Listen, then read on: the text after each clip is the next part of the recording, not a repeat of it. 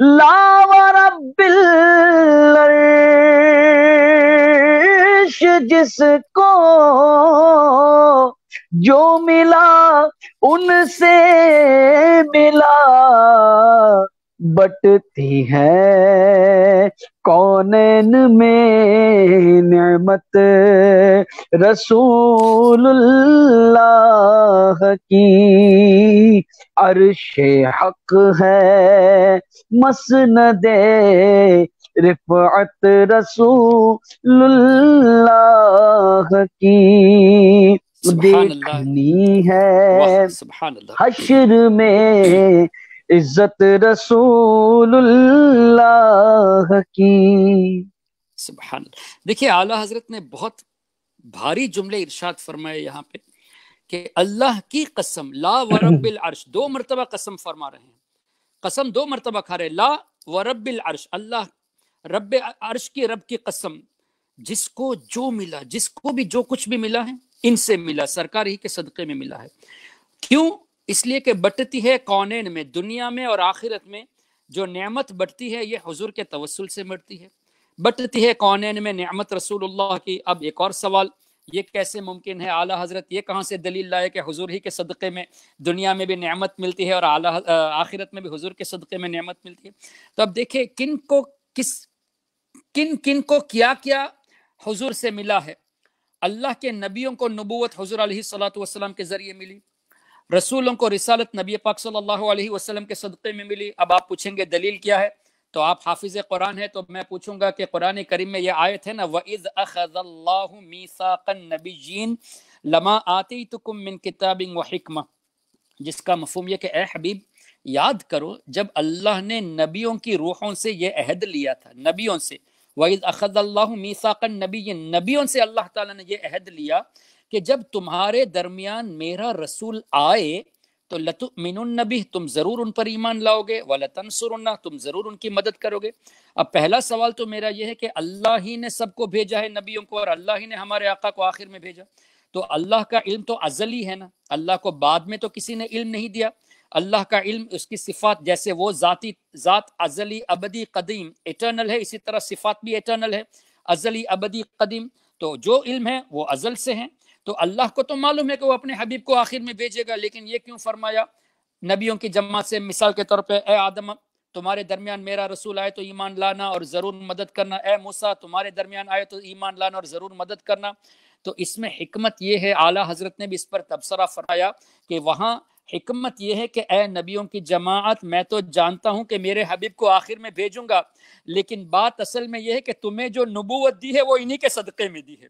تو سرکار علیہ الصلوۃ والسلام کے سبب سے ان کو نبوت اور رسالت ملی، تو وہ انبیاء کرام نے کیا کیا؟ اپنے اپنے زمانے میں آقا کریم صلی اللہ علیہ وسلم کی تعریف فرمائی۔ ظاہر ہے ان کے زمانے میں حضور صلی اللہ علیہ وسلم فزیکلی تشریف فرما نہیں ہوئے تھے۔ اب یہ واقعہ ہو رہا ہے میدان عالم ارواح میں، اللہ تعالیٰ نے نبیوں سے عہد لیا اور حبیب سے فرما رہا ہے اے حبیب یاد کرو جب ہم نے نبیوں سے عہد لیا تھا، یعنی اس وقت نبی پاک صلی اللہ علیہ وسلم اس منظر کو دیکھ رہے تھے۔ ایک بات تو یہ پتہ چلی کہ حضور علیہ الصلوۃ والسلام نوری شکل میں اس وقت موجود تھے، اس طرح کی کئی آیات ہیں۔ اچھا، دوسرا یہ کہ نبیوں کو نبوت، رسالت، رسولوں کو رسالت حضور علیہ الصلوۃ والسلام کے صدقے میں ملی۔ اچھا، پھر مزید قرآن کریم سے ہم دیکھ لیتے ہیں، اللہ تعالیٰ نے ارشاد فرمایا وَلَوْ أَنَّهُمْ رَضُوا مَا آتَاهُمُ اللَّهُ وَرَسُولُهُ، کیا ہی اچھا ہوتا مسلمان اس بات پہ راضی ہو جاتے جو اللہ نے دیا اور اس کے رسول نے دیا۔ دینے والی ذات کون ہے؟ اللہ تعالیٰ کی ذات ہے، لیکن اللہ فرماتا ہے کیا ہی اچھا ہوتا مومن اس بات پہ راضی ہو جاتے جو اللہ نے دیا اور اس کے رسول نے دیا۔ تو اللہ ہی فرماتا ہے کہ میرا رسول کا دینا یہ اللہ کا دینا ہے۔ اچھا، اب آپ سے کوئی پوچھے کہ حافظ فرقان صاحب، حافظ جامی صاحب، حضرت مولانا جامی صاحب، ہلو ٹھیک ہے، حضرت جامی صاحب آئیں جی، طبیعت کی ہے آپ کی؟ طبیعت کیسی ہے؟ تو آپ کیا کہیں گے؟ الحمدللہ، اللہ کا کرم اور اس کے رسول کا کرم۔ تو کچھ لوگوں کے چہرے کھل جاتے ہیں کہ واہ، اللہ کا کرم بھی کہا اور رسول کا کرم بھی کہا۔ تو یہ قرآن سے ثابت اس لیے کہ جو اللہ نے دیا اور اس کے رسول نے دیا اس پر راضی ہونے کے بارے میں اللہ نے فرمایا، تو رسول کے کرم پر راضی ہونا یہ قرآن سے ثابت۔ اور کچھ لوگوں کے چہرے بگڑ جاتے ہیں کہ بھائی رسول کا کرم کیسے آپ نے کہہ دیا، یہ تو غلط ہے، یہ تو شرک ہے۔ تو اس کا جواب بھی اسی سورہ توبہ میں اللہ نے فرمایا وما نقموا الا ان اغناهم اللہ ورسولہ من فضلہ.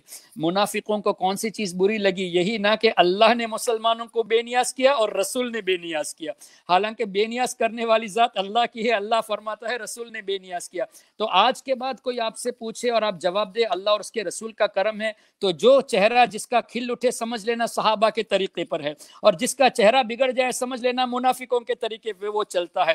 تو یہاں کیا پتا چلا کہ نعمت حضور علیہ الصلوۃ والسلام دیتے ہیں. اب اس کو اور کلیئر کر لے. اللہ کے رسول نے فرمایا، بخاری شریف کی حدیث ہے، مجھے تمام خزانوں کی چابیاں دی گئی، زمین کے خزانوں کی چابیاں میرے ہاتھ میں دی گئی. بخاری شریف میں، مسلم شریف میں اللہ کے رسول صلی اللہ علیہ وسلم کا فرمان. اور اس میں دیکھنے کی بات یہ ہے کہ مفاتیح، چابیاں، خزائن یعنی خزینے، تو اللہ کے رسول نے یہ نہیں فرمایا کہ ایک خزانے کی ایک چابی دی گئی، بلکہ جتنے خزانے زمین کے ہیں سب کی چابیاں اللہ نے میرے ہاتھ میں دے دی. تو خزانوں کے مالک حضور علیہ الصلوۃ والسلام ہوئے. اب حضرت ربیہ رضی اللہ تعالیٰ عنہ جب وضو کے لیے سرکار علیہ السلام کو پانی پیش کیے تو سرکار علیہ السلام نے کیا فرمایا؟ سل، مانگو. یہ تو نہیں فرمایا کہ میری کیپیسٹی کے مطابق مانگنا، میں نے دنیا میں غربت والی زندگی پسند کی تو میرے پاس جتنا ہے اتنا ہی مانگنا، نہیں، بلکہ مطلق مانگو. حضرت ربیہ صحابی تھے نا، فرمایا یا رسول اللہ اسألک مرافقتک فی الجنہ، آپ سے میں جنت میں آپ کی رفاقت مانگ رہا ہوں. مسلم شریف کی حدیث. اب حضور نے یہ تو نہیں فرمایا کہ میں کیسے جنت دے سکتا ہوں، how can I give it to you, this is not under my control. نہیں، حضور کو چونکہ اللہ نے مالک بنایا ہے، سرکار علیہ السلام نے فرمایا او غیر ذالک، اور بھی کچھ چاہیے؟ وہ تو دے دیا، اور بھی کچھ چاہیے؟ تو حضرت ربیہ رضی اللہ عنہ فرماتے ہیں یا رسول اللہ یہی کافی ہے، آپ کی رفاقت جنت میں مل جائے یہی کافی ہے. تو سرکار علیہ السلام نے انکار نہیں فرمایا بلکہ دے دیا. اسی کو لیتے ہوئے سیدی تاج الشریعہ مفتی اختر رضا خان رحمۃ اللہ علیہ نے فرمایا، جہاں بانی عطا کر دے بھری جنت ہبا کر دے. خالی جنت بھی نہیں، بھری جنت ہبا کر دے. کیوں؟ نبی مختار کل ہیں، جس کو جو چاہیں عطا کر دے. جہاں بانی عطا کر دے بھری جنت ہبا کر دے، جہاں بانی عطا کر دے بھری جنت ہبا کر دے. نبی مختار کل ہے، جس کو جو چاہے عطا کر دے. نبی مختار کل ہے، جس کو جو چاہے عطا کر دے. اب اس میں دیکھو ایک لفظ ہے جو چاہیں عطا کر دے. تو حضور علیہ الصلوۃ والسلام کے اختیار کو دیکھیں. آپ حدیث شریف دیکھ لیجئے، اعلیٰ حضرت نے جو کتاب لکھی الامن والعلا لناعت المصطفیٰ بدافع البلا، یعنی اس کے لیے امن ہے، اس کے لیے بلندی ہے جو حضور کو دافع البلا کہہ کے یاد کرے. اس کتاب میں تقریباً 60 آیات اور 300 حدیثوں سے سرکار علیہ السلام کے اختیار کو اور مالک ہونے کو، حضور علیہ الصلوۃ والسلام کا مالک ہونے کو اور مختار ہونے کو ثابت فرمایا اعلیٰ حضرت نے. اب اس میں کئی روایات ہیں. اب دیکھیے قرآن کریم میں کیا ہے. شوہر کے وفات کی عدت کتنی ہے؟ 4 مہینہ 10 دن قرآن کریم سے ثابت ہے، 4 اشہر و عشرہ. لیکن حضرت جعفر طیار رضی اللہ تعالیٰ عنہ کی اہلیہ کے لیے حضور علیہ السلام نے 3 دن کا ہی عدت رکھا تھا. اب قرآن کریم میں 4 مہینہ 10 دن سرکار علیہ السلام کا اختیار یہاں پہ دیکھیں. اسی طرح نبی پاک صلی اللہ علیہ وسلم نے فرمایا، میں اگر اپنی امت پر تکلیف کا نہ سوچتا تو میں عشاء کی نماز دیر سے فرض کر دیتا اور مسواک کو ہر نماز کے لیے فرض قرار دیتا. یعنی میری امت کا خیال رکھتے ہوئے میں نے ایسا نہیں کیا. نماز فرض کی اللہ نے، لیکن اختیار سرکار کو دیا، جب چاہے اس کو فرض کرے، جس ٹائم پہ چاہے فرض کرے. اللہ نے فرمایا اے مسلمانوں، حضور کے ذریعے یہ پیغام ہمیں ملا کہ لوگوں تم پر حج فرض کیا گیا. اب سوال یہ ہے کہ حج ہر سال فرض ہے یا 10 سال میں ایک مرتبہ فرض ہے یا 25 سال میں ایک مرتبہ فرض ہے یا زندگی میں ایک مرتبہ فرض ہے؟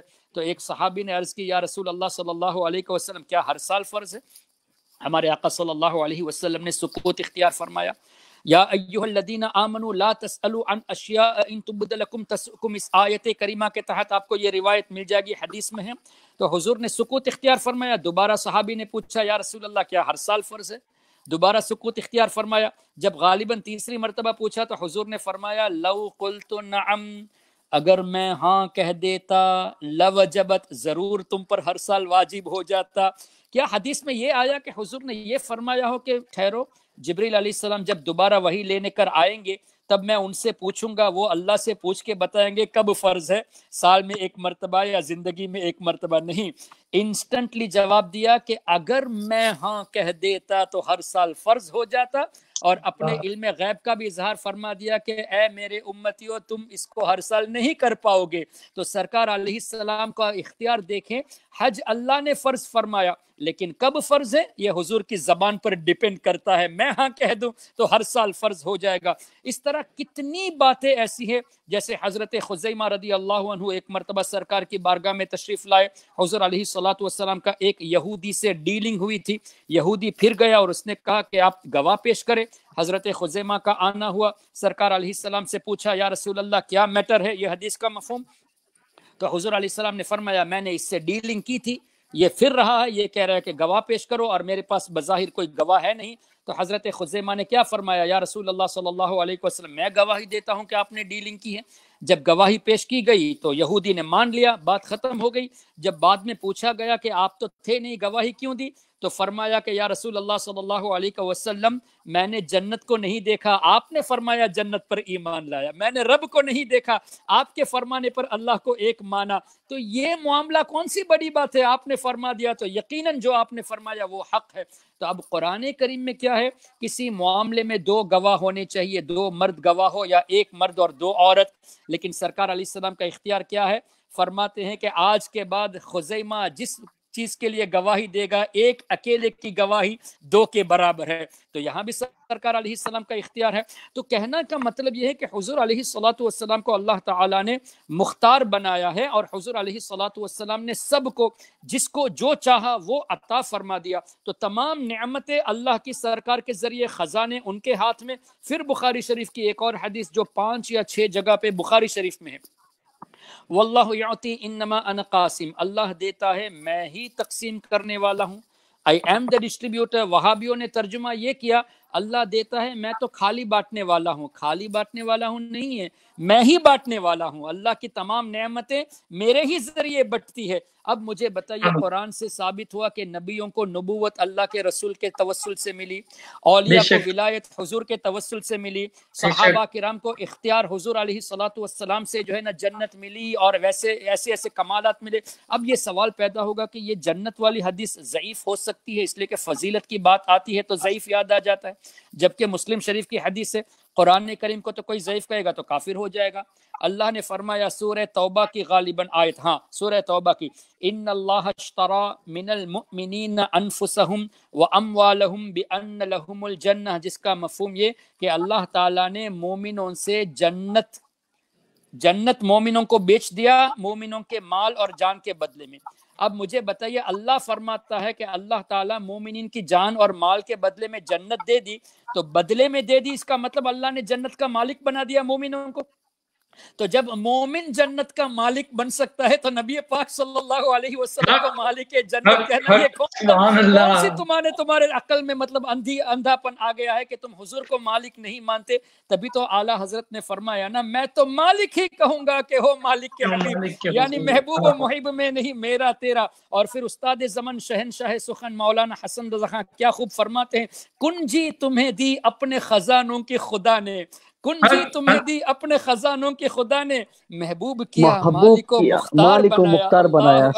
تو سرکار علیہ السلام نے خزانوں کا تذکرہ فرمایا، اللہ دیتا ہے میں ہی تقسیم کرنے والا ہوں۔ اب کسی سے پوچھیے آپ کہ کیا بخاری شریف کی اس حدیث میں یہ جملہ کہیں ملا کہ حضور علیہ السلام نے فرمایا ہو جب تک میں دنیا میں ہوں اللہ مجھے دے گا، اور میرے دنیا سے جانے کے بعد اللہ مجھے نہیں دے گا، بلکہ مطلق فرمایا اللہ مجھے دیتا ہے میں ہی تقسیم کرنے والا ہوں، یعنی مجھ سے پہلے جن کو جو کچھ بھی ملا وہ میرے ذریعے ملا، اور میرے زمانے میں ظاہری زندگی میں جس کو جو ملتا ہے میرے ذریعے ملتا ہے، اور میرے دنیا سے جانے کے بعد بھی جس کو جو ملے گا میرے ہی ذریعے ملے گا۔